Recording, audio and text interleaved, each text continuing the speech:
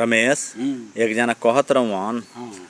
आ कि पानी के टोटल खर्चा हम देम। बिसलहरी के पानी कमल के अच्छा हाँ छिछरहरी के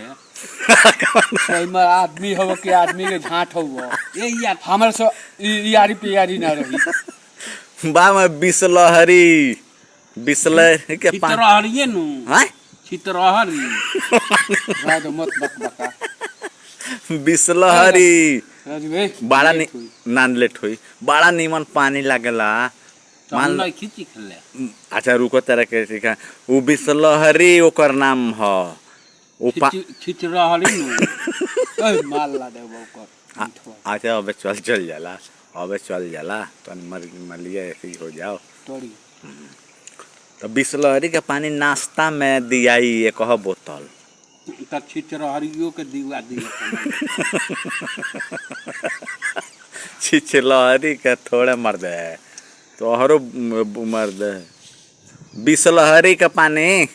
ई त नाला में के पानी पिए ले दिमाग मत खराब करो ए सोई माल ला रे बाबू लाई मीठुआ खोज ना हम मानी ना लाई कहे जे कहां चल गई तारा मरे ये करो कल कोट नहीं कि जो हम मानते सारा दिन नहीं रहो केने हाँ कहां रहबो तू ना देखल त ना बकर देख ह एने कम रही ह का है ई आशा नइखे जे बची ह मनोज मार साहब आई मुखिया जी मरे सोई मर आदमी हो कि इंतजाम को देले बालू इनके के राखो ना बैठन मैं 9 तारीख के इनकर व्यवस्था बा उ कहा नौ के ताड़ी आई मैजिकवा से अच्छा कहाँ से आई हो राजू पट्टी से लाड़े जानता का के का प्रमोद भाई बाप मंगावता रहे प्रमोद के सार हुआ ये करबो ना चलता र चुटई फसावे आ डेक मंगावले बालू बा कमर आदमी हो के आदमी के शैतान हो और जलेश्वर भाई के लइकवा मिस्त्री बा तू एकरा माई के छो का कही तोरो को मारे मा ओकरो को मारे लागत ना मारे तो मारे हम पूछई जान लो जे या तुम काट के भूज बलो के जीन ले तो कहता रह प्याज वाली डेक में डाल के आ नहवा धोआ के डेक में बैठा दियल ले सोई मरे आदमी हो कि आटा से चला आदमी हो के आदमी के झाट हो ए रुको चल जाला का खोल बड़े हो वो रहना इरला नहीं ना जानला ना मर दे तू ही नु पूरा गांव हल्ला बा माने का कइले बड़े इनका मनोज मार गान ले ले बनी चेक के ए चलो नहीं सही लाई खोल का भइल बो मनोज मार साहब के मोटरसाइकिलों में से रेजवाटर खोलल बा अच्छा हनु आ प्रमोद भाई के टलिया में से इहे के एक साल खोल देले बानी उनकर एगो लइका साइकिल किन ले बालो हाकेला ओकर साइलेंसरवे खोल देले बानी पाइपा भाग में कोई मारे ये आदमी हमन के आदमी के ती हमन ए से हम ना उतरनी कहीं ना झूठ हूँ ई बात बा ई कहत रहुए लो मनोज मार साहब सब यही में कइले बाड़न तो केहू कुछ कह दी तो केहू मान जाई तो ई खोलले बाड़न तबे नु हल्ला बा दू चार हाथ तू खोइबा दू चार हाथ जल सर के लइका खोइयो सब जना के ठंडा दे बढ़िया से ठंडा ए यार काची यार उ कुली हमरा लगा ना लही ए यार ना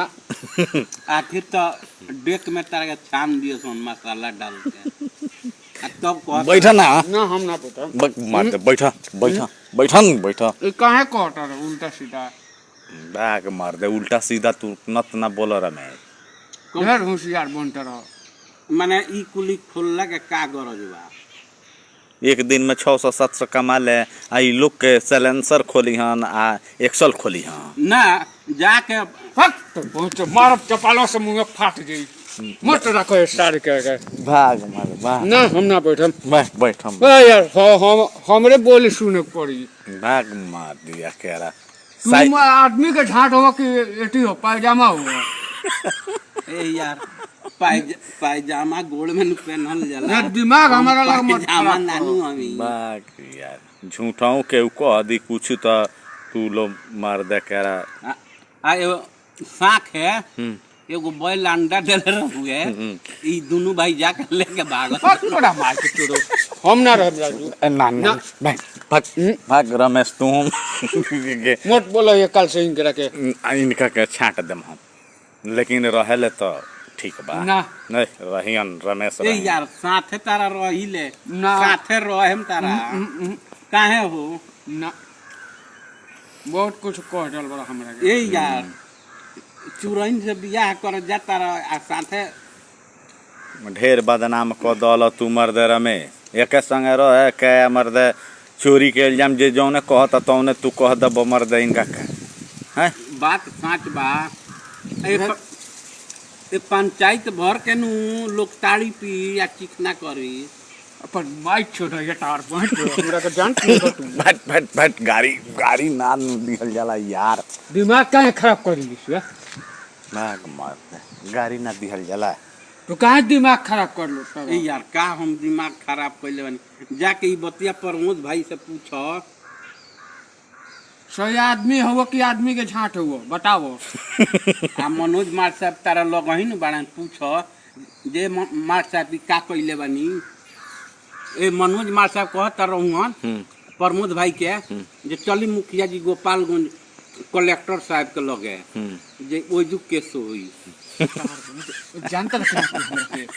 ए हम चलते नहीं ना ना मिठवा लाई यार खोजे ना खोजी हन बैठा ना बा यार लागी खोजे तो हम बानी ना मोटरसाइकिल से पहुंचा देता नहीं दा यार लागी खोजे जवान